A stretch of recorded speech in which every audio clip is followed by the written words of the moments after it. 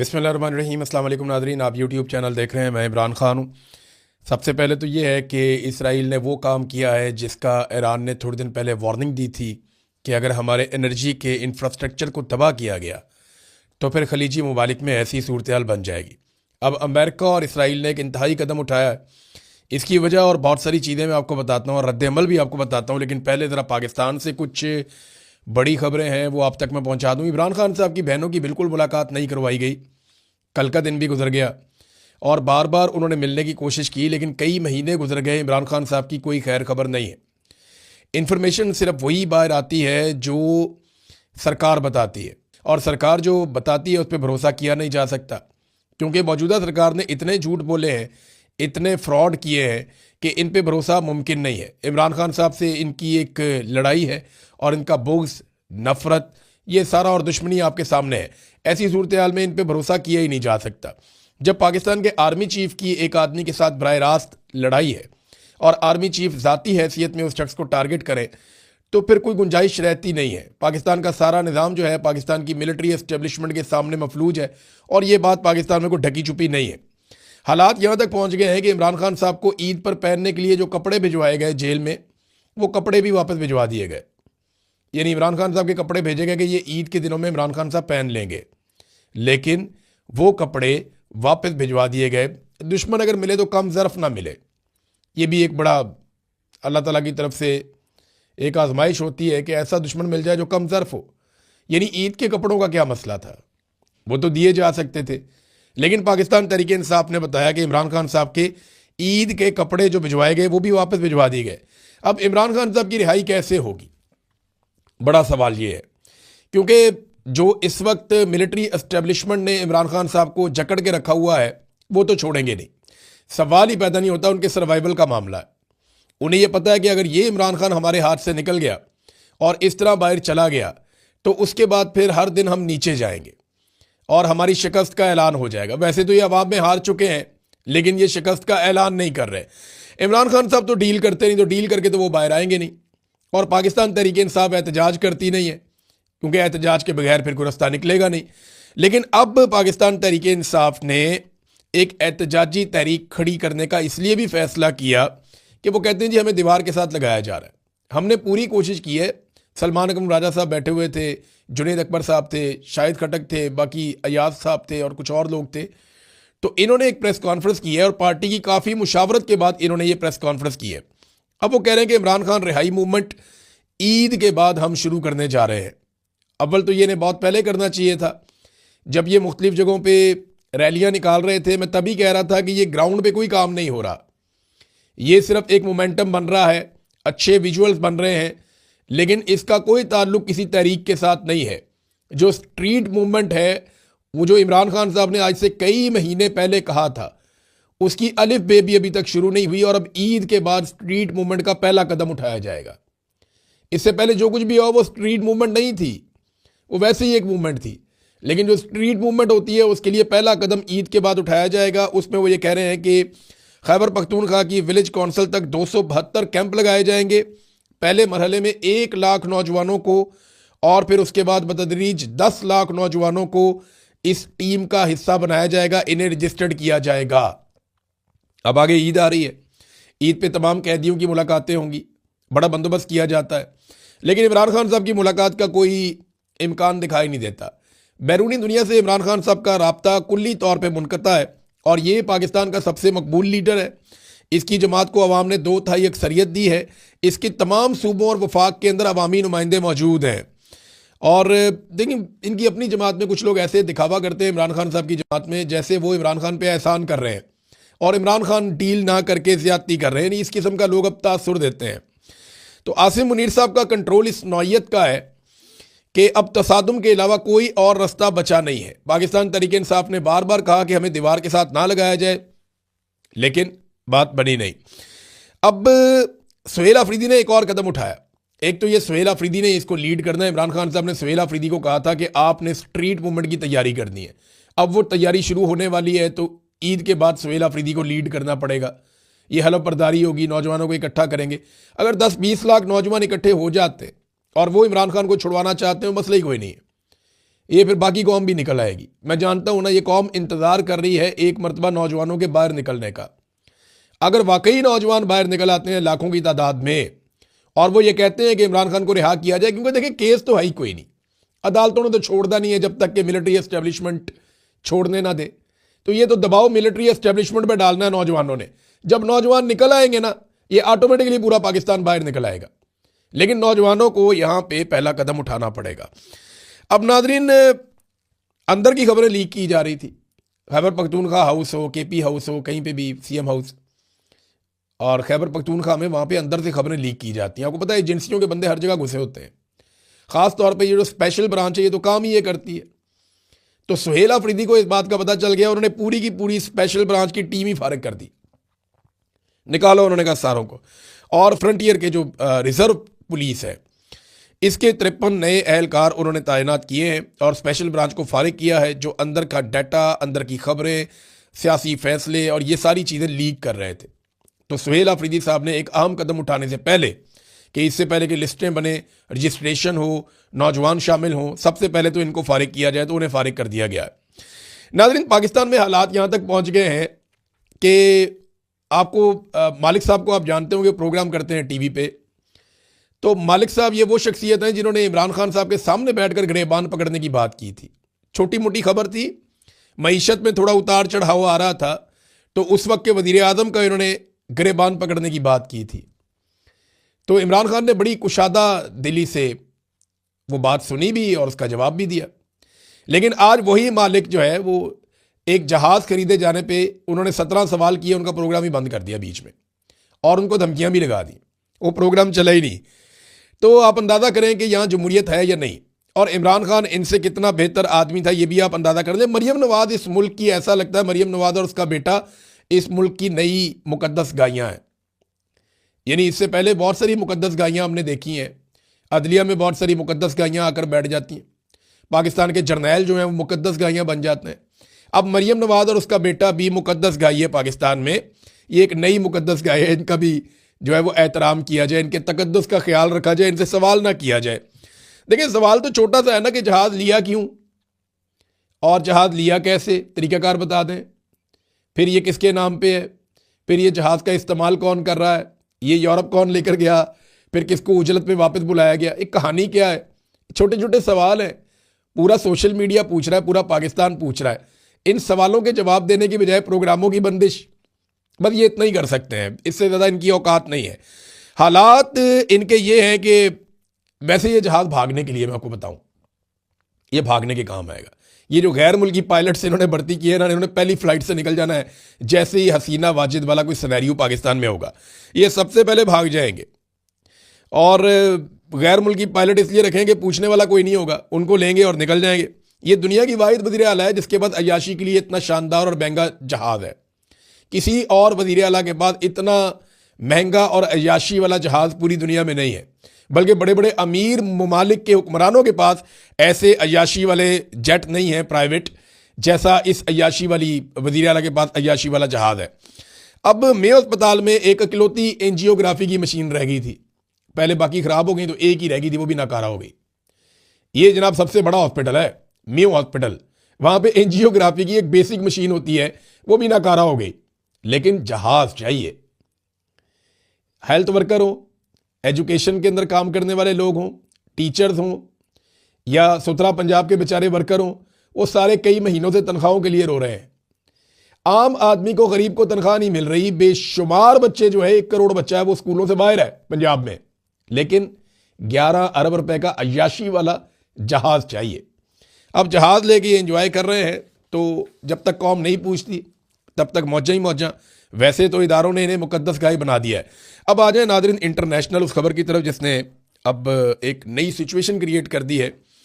Israel ने Iran के energy infrastructure पे अटैक कर दिया अमेरिका के साथ मिलकर। ये वो हमला है जिस पे ईरान ने खबरदार किया था।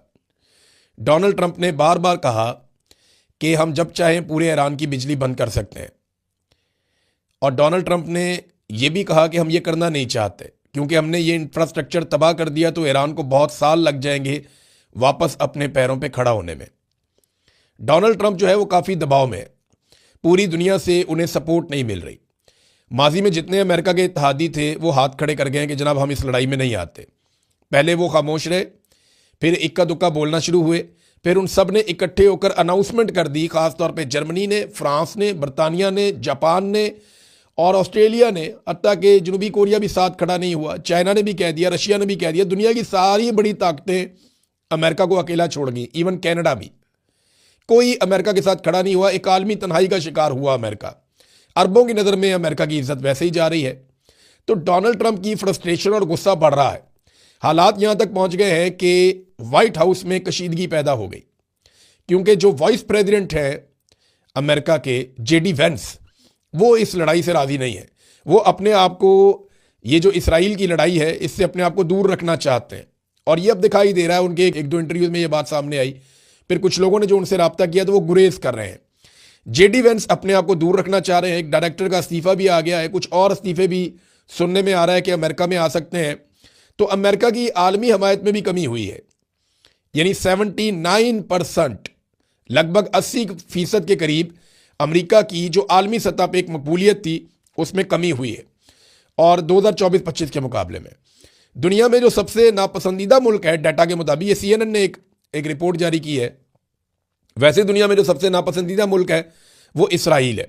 और उसके बाद अब इस वक्त दुनिया में जो सबसे नापसंदीदा मुल्क देखा जा रहा है ये ईरान पे अटैक के बाद, वो अमेरिका है। और सारी दुनिया ये समझती है कि अमेरिका ने इसराइल की लड़ाई में हिस्सा लिया और इसराइल ये समझता है कि उसको ये मौका दोबारा नहीं मिलेगा।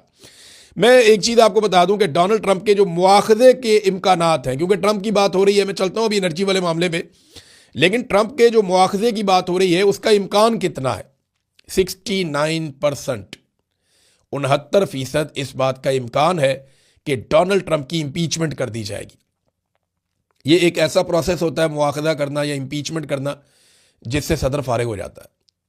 सदर के पास इख्तियारात रहते नहीं है, और अगर ये फारिग कर दिया जाए तो फिर नायब सदर आ जाएगा। तो नायब सदर उसके लिए ऐसा लगता है अभी से तैयारी कर रहा है, अपने आप को उन सारे कंट्रोवर्शियल मामला से दूर रख रहा है जिसमें डोनाल्ड ट्रंप ने फंसा दिया है। तो क्या डोनाल्ड ट्रंप के पास वक्त कम रह गया है?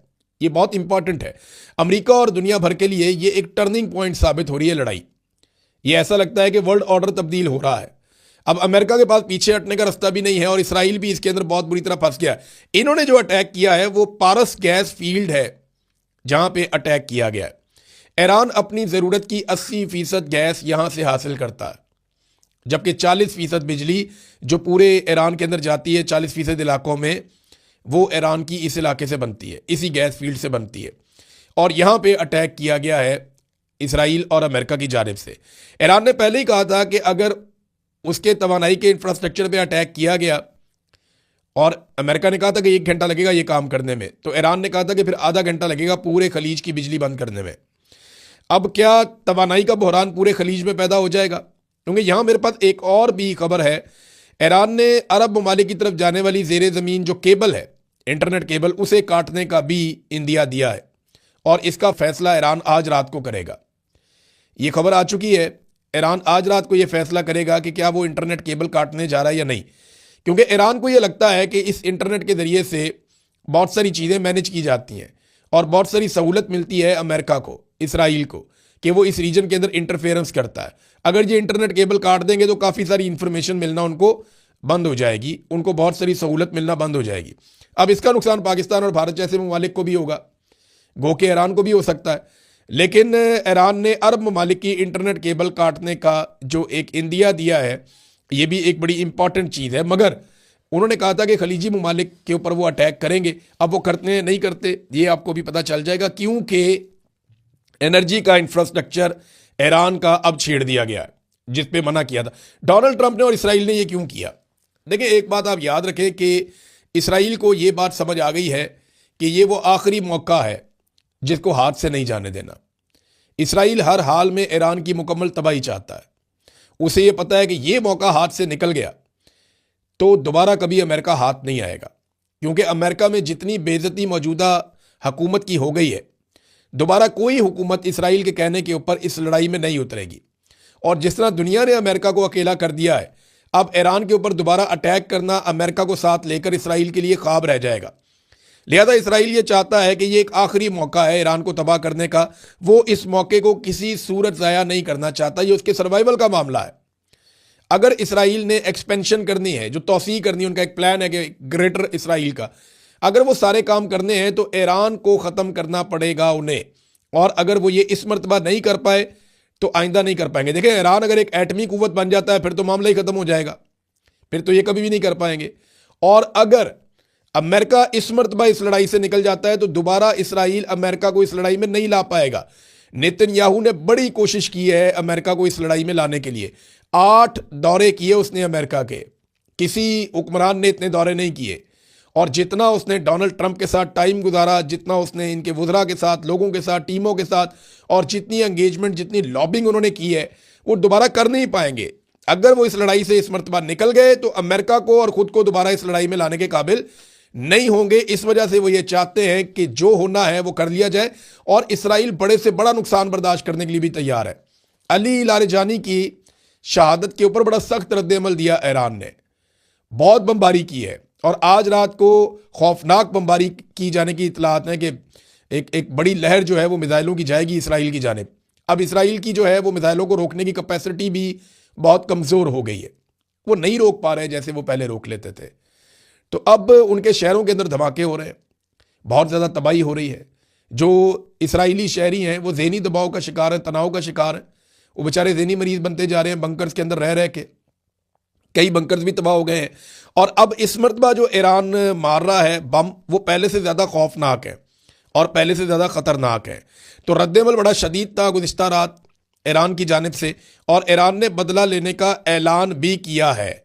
इसराइली शहरों पे बम बरस रहे हैं, लेकिन जो अभी भी मेरे दिमाग में बड़ा सवाल है वो ये है कि ईरान अपने एनर्जी इंफ्रास्ट्रक्चर की तबाही किस नौयत की हुई है, पहले तो ये देखना पड़ेगा। और फिर ईरान उसके ऊपर रद्द-ए-अमल किस नौयत का देता है। ईरान के पास अपने ऑप्शन हैं। और दूसरी एक चीज़ और, अली लारिजानी के कत्ल के ऊपर जब इराक़ची से पूछा गया, वज़ीर ख़ारजा से, कि आपकी राय क्या है, तो उन्होंने कहा जी इनको समझ नहीं आ रही, हमारे लिए एक आदमी का मरना मसला ही नहीं है। उनका सुप्रीम लीडर मारा गया, उनको कोई फ़र्क नहीं पड़ा, वो उसी तरह लड़ाई लड़ रहे हैं। आयतुल्लाह अली ख़ामनई की शहादत हुई, उन्हें फ़र्क ही नहीं पड़ा, उन्होंने कहा ठीक है अगला आ जाएगा। यहां पे एक स्ट्रेटेजी इन्होंने बनाई हुई है, पहले 3 से 4 बताया जा रहा था और अब ये बताया जा रहा है कि 7-7 बंदे नॉमिनेट किए हुए हैं कि अगर ये बंदा मारा गया तो इसके बाद ये आएगा, उसके बाद ये आएगा, उसके बाद ये आएगा। 7-7 बंदे इन्होंने नॉमिनेट किए हुए हैं। उन्हें इस बात से फ़र्क ही नहीं पड़ता कि उनका कौन सा बंदा मारा गया। असल मामला जो ईरान का सबसे बड़ा चैलेंज है पहले दिन से लेकर अब तक, जो मैं बार बार कह रहा हूं, वो उनकी चेन ऑफ कमांड है। अगर वो अपनी चेन ऑफ कमांड बरकरार रखने में कामयाब रहे, और उन्होंने चंद महीने निकाल लिए, अगर ये लड़ाई चंद महीने तक चली तो, अगर उन्होंने इतना टाइम निकाल लिया तो फिर उसके बाद ईरान के लिए कोई खतरा बाकी नहीं रहेगा। ईरान ये लड़ाई जीतने का ऐलान भी कर सकता है। अमेरिका ने तो 9-10 दफ़ा ऐलान कर दिया, ईरान ने एक मरतबा भी इस किस्म का ऐलान नहीं किया। बहरहाल रशिया बहुत मदद कर रहा है ईरान की, और आज़रबाईजान के रास्ते बहुत सारी इमदाद ईरान को पहुंच रही है, बहुत सारे कंटेनर्स ईरान में दाखिल हो रहे हैं, क्योंकि आज़रबाईजान की सरहद जो है ना वो ईरान के साथ मिलती है, और तुर्की की सरहद भी ईरान के साथ मिलती है। तो आज़रबाईजान के रास्ते, या आज़रबाईजान जो है वो सामान की खेप लगातार ईरान में भिजवा रहा है, और इमदादी सामान ईरान के अंदर जा रहा है। रशिया ने जो मदद की है, अमरीकी अड्डों और असासों की निशानदेही की है, उनकी मालूमात दी है, उनकी इंटेलिजेंस शेयरिंग की है, सैटेलाइट तस्वीर और हमलों में काफ़ी मदद की है रशिया ने। और कुछ अमरीकी जो तज्ज़ियाकार हैं वो बरमला कहते हैं कि चाइना ने जो ईरान की मदद की है अब वो कोई सोच भी नहीं सकता। एक चीज़ और मैं आपको बताऊं कि ईरान अब भी पैसे कमा रहा है। कैसे? ईरान ने पूरी दुनिया की तेल की रसद तो बंद की हुई है, लेकिन ईरानी तेल जा रहा है। ईरानी तेल लगातार जो है वो आगे बढ़ रहा है पानियों के अंदर, वो चाइना को भी तेल दे रहा है। जहाँ जहाँ पे और भी ईरान तेल दे सकता है वो अपना तेल फराहम कर रहा है। हत्ता कि जो पाकिस्तान के अंदर ईरानी तेल आता है वो आप सब जानते हैं कैसे आता है, तो वो सिलसिला भी नहीं रुका, बल्कि उसके अंदर ज़्यादा तेज़ी आ गई है। तो अब ये जंग शुरू तो हुई थी ईरान की मुखालफत से, और उस वक्त ईरान के ख़िलाफ़ काफ़ी ज़्यादा रद्द-ए-अमल था दुनिया में, लेकिन मुझे ऐसा लगता है कि जब ये जंग ख़त्म होगी तो ईरान को बहुत कुछ मिल जाएगा। गो कि ईरान में बहुत तबाही हुई है, उनका इंफ्रास्ट्रक्चर तबाह हो गया है, उनके बड़े बड़े लीडर जो हैं वो मार दिए गए हैं, लेकिन इसके बावजूद जब ये लड़ाई ख़त्म होगी तो ईरान के पास काफ़ी मौका होगा, लेकिन तब तक उन्हें अपनी चेन ऑफ कमांड बरकरार रखनी पड़ेगी। अब तक के लिए इतने, अपना ख्याल रखिएगा, अपने इस चैनल का भी। अल्लाह हाफ़िज़।